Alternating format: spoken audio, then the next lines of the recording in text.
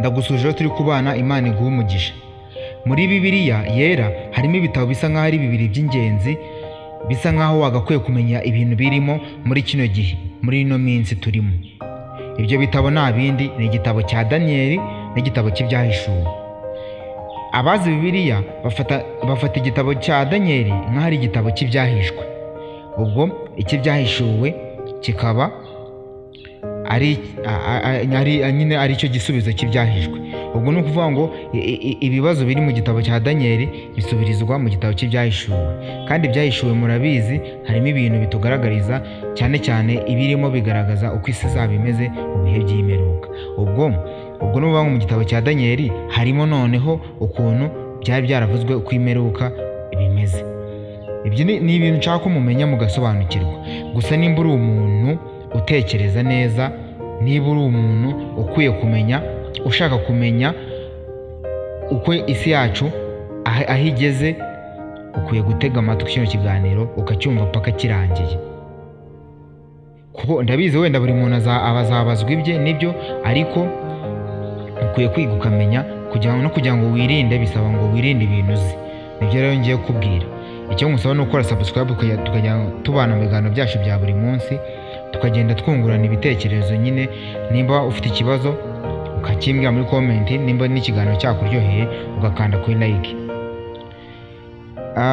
Mu gitabo cya Daniyeli mu gice cya 17 havugamo ukuntu Daniyeli yari aryamye arangije arota inzozi. Izo nzozi yarose ko wenda tujya nko kuri Daniyeli ku gice cya 2, Daniyeli ku gice cya 17 umurongo wa 2 haranditse ngo, nuko Daniyeli aravuga ati, mu byo neretswe nijoro nagiye kubona mbona imiyaga ine yo mu ijuru ihubukira ku nyanja nini. Dukomeje ku murongo wa 3 haranditse ngo, muri iyo nyanja havamo inyamaswa nini enye zidasangiye ubwoko.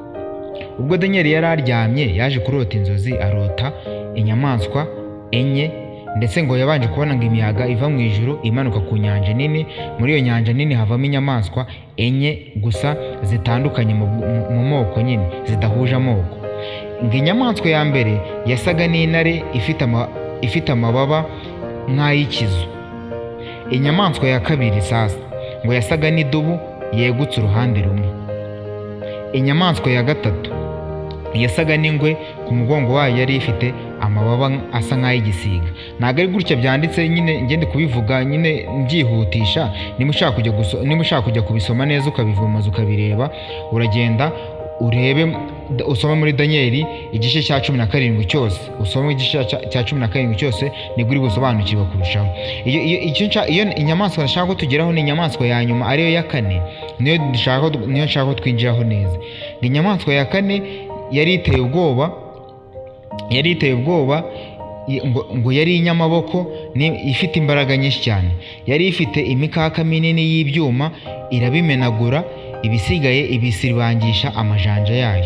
Ariko yari ifite itandukaniro n'izindi nyamaswa zose zayibanjirije, kandi yari ifite amahembe 10. Ndagira ngo usobanukirwe bino bintu. Iyo nyamaswa ya 4 yari itandukanye n'izindi, ifite imikaka y'ibyuma, ndetse ngo imenagura ibintu byose, ibisigaye ibisiribangisha amajanja yayo. Ngo gusa yari itandukanye n'izindi nyamaswa, kandi ku mutwe wayo yari ifite amahembe 10. Amahembe 10. Ndagira ngo wumve bino bintu, ubitega amatwi wumve. Ubu ni ubuhanuzi buri muri Bibiliya, noneho ndi no kubisomera muri Bibiliya. Noneho Daniyeli akomeza kutubwira ngo, nitegereje ayo mahembe mbona muri yo hameze irindi hembe ritoya, imbere yaryo hakurwamo amahembe 3 mu yari asanzwe, kandi kuri iryo hembe mbonaho amaso asa n'ay'umuntu n'akanwa kavuga ibikomeye. Ngo yakomeje kwitegereza ya nyamaswa, areba muri ya mahembe 10 yari ayiriho ku mutwe, abona ngo hamezemo akandi gahembe gatoya gatandukanye na ya mahembe yari ariho. Ngo kakimara kumera, ngo amahembe 3 imbere y'ako gahembe yahise akurwaho, hasigara ubwo amahembe angahe? Hasigara amahembe 7. Ngo kandi ako gahembe ngo kasaga nkaho kariho amaso nk'ay'umuntu, ndetse ngo gafite akanwa kavuga ibikomeye. Ndagira ngo wumve bino bintu ni ubuhanuzi biteye ubwoba, ariko uba ugomba kubimenya nyine, kuko nibyo tugezemo. Ibi nibyo bihe tugezemo. noneho nawe umaze gusoma bino bintu ushobora kwita wibaza ati se bino bintu bisobanuye iki? Twabonye inyamaswa, ngo inyamaswa noneho ngo ya kane ngo yari itandukanye, ngo twabonye ngo inyamaswa ngo enye ziva mu nyanja, ngo twabonye ngo inyamaswa ngo ya kane ngo itandukanye n'izindi, ngo ikoze mu byuma, ngo imenagura ibintu, ikazana uduhembe, ikameramo akandi gahembe, ngo andi mahembe atatu, buri kintu cyose hano nabasomeye gifite icyo gisobanuye. Wenda tugiye mu busobanuro bwabyo nabyo tukomeza dusome muri Daniyeli ngo yakomeje kwibaza, aravuga ati se izi nzozi ndose ubundi bino bintu bisobanuye iki? Noneho iyo usomye kuri Daniyeli 7, ni Daniyeli 7, na mbere navuye kuri Daniyeli 12 ngo ni Daniyeli 7, usome muri Daniyeli 7 hose, ntabwo ari Daniyeli 17, ni Daniyeli 7. Noneho iyo ugiye muri Daniyeli 7 guhera ku murongo wa 16 haranditse ngo nyuma negera umwe mu bari bahagaze aho mubaza mu bari bahagaze aho ngaho nyine mubonabonaga, ngo ndangije mubaza amashira b'inyuma y'ibyo byose ntarose, arambwira ansobanurira impamvu zabyo. Ati ku murongo wa 17 ati izo nyamaswa nini uko ari enye nibo bami bane bazaduka mu isi. Za nyamaswa twasomye yatubwiraga ko yabonye inyamaswa enye ziva mu mazi, ngo ni abami bane bazaduka mu isi. Maze Daniyeli akomeza aribaza, aravuga ati se noneho kumbwiye ko za nyamaswa enye zavuye mu mazi ari abami ngo bazaduka mu isi uko ari bane, none se ko umwami wa kane yari atandukanye n'abandi bami, inyamaswa ya kane yari itandukanye n'izindi nyamaswa, kandi iyo yari ikoze mu byuma, imenagura ibintu byose, ibisigaye ibisiribangisha amajanja yayo, ndetse ngo yari inafite amahembe 10. Ibyo bintu byo bisobanuye iki? Arabimubaje. Noneho ku murongo wa 23 baravuga ngo maze wa wundi arambwira ati iyo nyamaswa ya kane izaba ubwami bwa kane ku isi, kandi buzaba budasa n'ubundi bwami bwose, buzaconshomera isi yose, buyisiribange, buyimenagure. Nibyo bisobanuye. Niyo mpamvu muri bya tubwiraga ngo ya nyamaswa yasiribangiza ibintu byose, ndetse n'ibyari bisigaye ibisiribangisha amajanja yose yayo. Ubwo nuvuga ngo hano ngo ubwami bwa kane buzaza butandukanye n'ubundi bwami bwose, ngo buconshomera isi yose, buyisiribange, buyimenagure. Ku murongo wa 24 harakomeza akavuga ngo kandi ayo mahembe 10 muri ubwo bwami hazakomokamo abami 10. Ubwo ya mahembe 10 yari kuri ya nyamaswa, ubwo ni abami 10 bo muri bwa bwami bwa kane. Hanyuma yabo hazaza undi mwami, ariko we ntazaba asa n'abo ba mbere, kandi azanesha abami 3 muri bamwe bari bahari. Ni ukuvuga ngo ka gahembe noneho batubwiye ngo kagahembe kameze kari gatandukanye n'izindi, ngo n'undi mwami uzaza, ngo narangiza ahitanesha abami 3 abatsinde. Ubwo abami 3 ni ya mahembe 3 yari asanzweho akavaho. Nababwiye ngo buri kantu kose gafite ubusobanuro. Noneho iyo dukomeje ku murongo wa 25 aravuga ngo niwe uzavuga ibyo kugomera isumba byose, kandi azarenganya abera bisumba byose, azigira inama zo guhindura ibihe n'amategeko, kandi katobe turekeye hano akandi twakomeza tugasome. Niwe uzavuga ibyo kugomera isumba byose, kandi azarenganya abera bisumba byose, azigira inama zo guhindura ibihe n'amategeko, kandi bizarekerwa mu maboko ye kugeza aho igihe n'ibihe n'igice cy'igihe bizashirira. Najya musobanukirwe bino bintu neza mu byumve nkuko nandi kubyumva. Ngo kagahembe kazamera, ngo kazaza ari umwami wundi, ngo nangiza ahitanesha abami 3, ngo kandi uwo mwami niwe uzavuga ibyo kugomera isumba byose. Ndagira ngo noneho uyu mwami muhite mumushyira mu bwami dufite ku isi kuri uno munsi. Murabizi ibintu byo kuvuga Imana ntabwo bigihari. Usigaye uvuga Imana cyangwa se uvuga ibintu by'iyobokamana bakagufata nk'umusazi. kuri kino gihe basigaye bagufata nk'umusazi ngo kandi ngo hano muri biri kutubwira ngo uwo mwami niwe uzaza uvuga ibyo kugomera isumba byose, ubwo azaba anabishyigikiye. Ni ukuvuga ngo kandi turabizi abayobozi bariho kuri ino si ubu ngubu bashyigikiye ibyo kwica amategeko y'Imana, ntacyo bivuze kuri bo, ahubwo n'uyakora bamwita umusazi, rimwe na rimwe bakabafunga, ndetse hari n'abarenganyirizwa gusenga kwabo. Hari n'abarenganyirizwa gusenga kwabo, kandi azarenganya abera bisumba byose. Ibyo nibyo nari maze kubabwira. Azigira inama zo guhindura ibihe n'amategeko. Nk'uko tubizi twese, hari amategeko Imana yahaye Mose uko ari 10.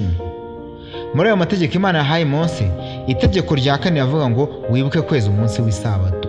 Ayo ni amategeko Imana yahaye, ayo ni amategeko uko ari 10 Imana yahaye Mose ngo ayazane mu bantu tujye tuyakurikiza amategeko y'Imana. Kandi ku itegeko rya 4 niryo rivuga ngo ujye weza umunsi w'isabato. Gusa amadini amwe n'amwe bahise bahindura iryo tegeko, nta nubwo banaryubahiriza, bahise barihindura iryo tegeko. Kubera iki barihinduye? Nibyo hano uyu murongo uri no gusobanura. Azigira inama zo guhindura ibihe ndetse n'amategeko. Kandi nk'uko mubizi, ingengabihe ibihari uko tugenda tubara ibihe ntabwo ari ko mbere babibaraga.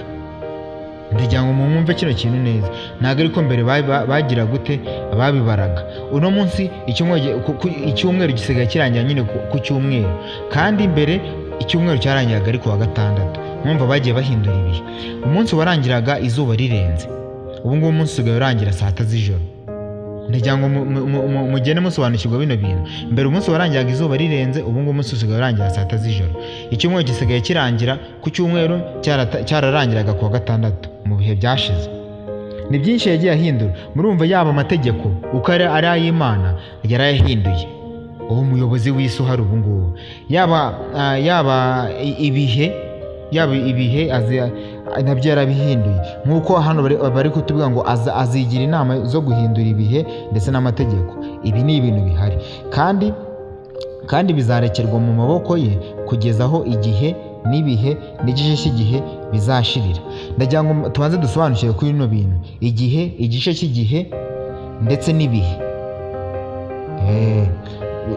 Noneho ndagira ngo mbwire, igihe gifate nk'umunsi, kandi umunsi wa kera ni umwaka.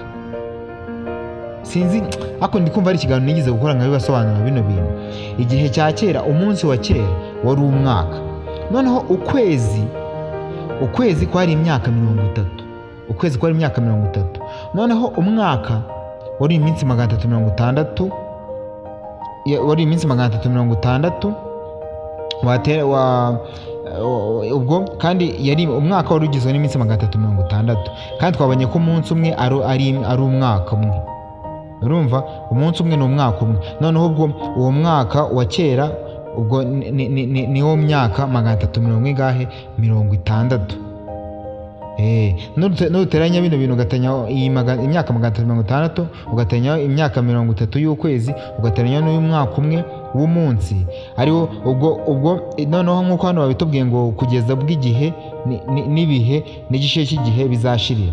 Ufata igihe ukigeranye n'umunsi, ufate igice cy'igihe ukigeranye n'ukwezi, nangize ufate ibihe ubigeranye n'umwaka.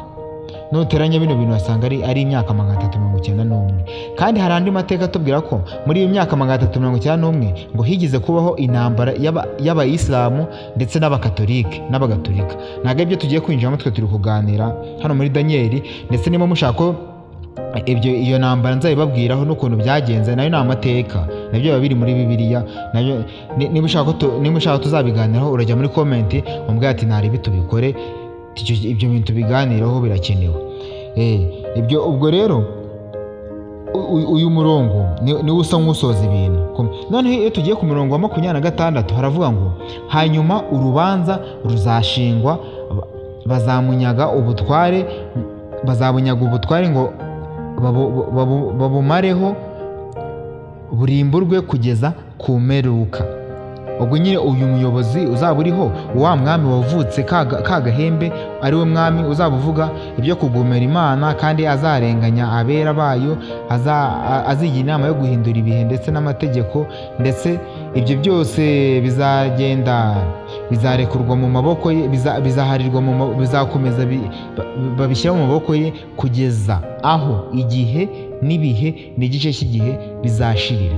ubwo icyo gihe n'ibihe n'igice cy'igihe nibimara gushira, nibwo hanyuma urubanza ruzashingwa, bazamunyaga ubutware ngo babumukureho burimburwe kugeza ku mperuka. ubwo nibwo imperuka izahita ugira ute, izahita iba. kandi ibi byose yaba bino bihe, ibi bihe byararangiye, icyo dusigaje ni ukureba imperuka.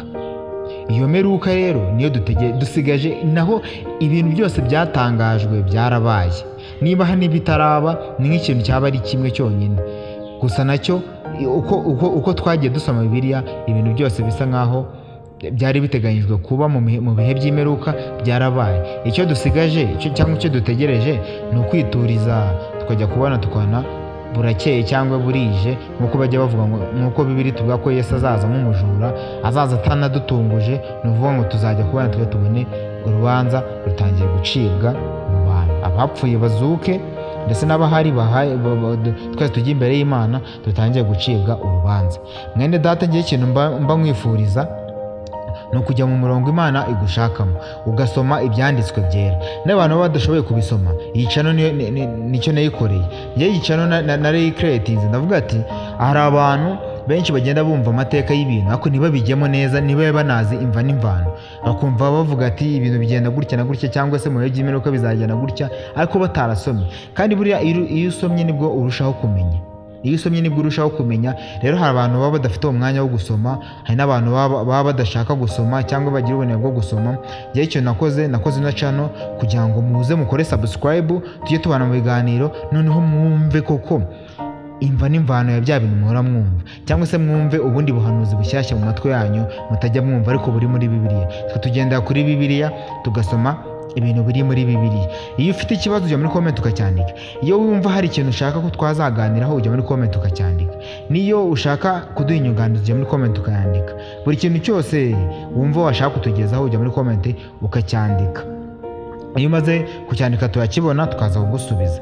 ndetse niba ikiganiro kiba cyakuryoheye ukanda kuri like, ndetse ikintu nyamukuru mba mbasaba ni ugukanda subscribe kugira tujye tubana, mube benshi, abantu baza ari benshi basobanukirwe ijambo ry'Imana, kuko ntabwo byaba bishimishije kubona umwe muri twe ari we ugiye mu ijuru abandi bagasigara. kandi iyo uza kuba wenda warakoze subscribe hano, ubuzima bwawe kuzahinduka kubera subscribe wakanze gusa, ntibanaguca amafaranga. ibintu bisaba isegonda rimwe, bitari busabe ngo ujye kuvunika, ni ukureba aho hantu handitse subscribe ugakandaho tugakomeza. ibiganiro byacu byo nakagaruka, mukomeze kugira ibihe byiza. ciao ciao.